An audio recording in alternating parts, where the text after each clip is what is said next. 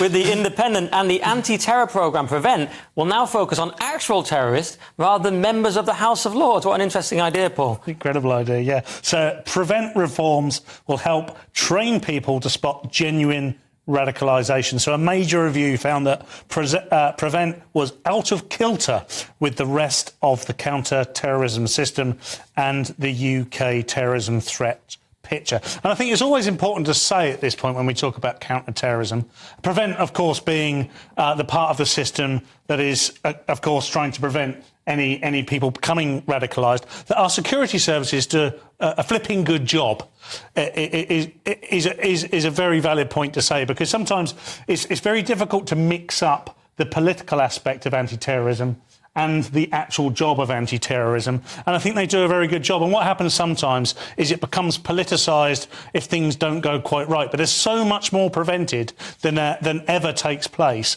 And we all sort of, I think, owe a certain amount of debt to that. That's fair. I mean, yeah, there's a disturbing amount of potential terrorists out there that are being thwarted every day without us having to think about it because we'd never sleep. I see your point. But yeah, then it became very politicised, and Jacob Rees-Mogg was cited as some sort of gateway to extremism, as was Shakespeare, I believe, in one of the documents. Yes. And Douglas Murray, who's tweeted or posted on X and said it's absurd that he was linked with extremism when his book, Strange Death of Europe, was a bestseller, #1 bestseller, not a fringe text. Nicholas, what do you think? Exactly. I mean, I agree with Paul.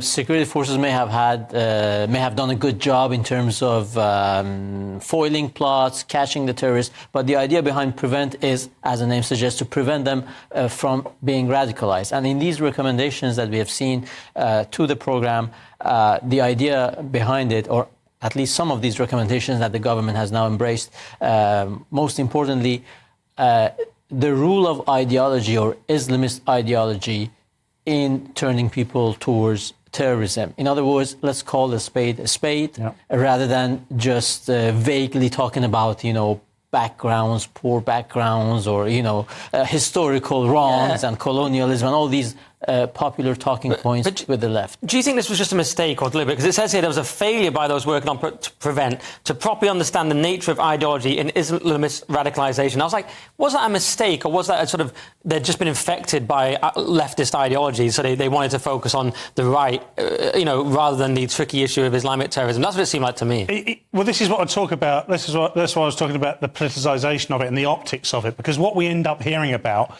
for some balance reason that's never really been correctly explained to me, is we will hear about the far right more than we'll hear about radical Islamists, because it's politically easier to say.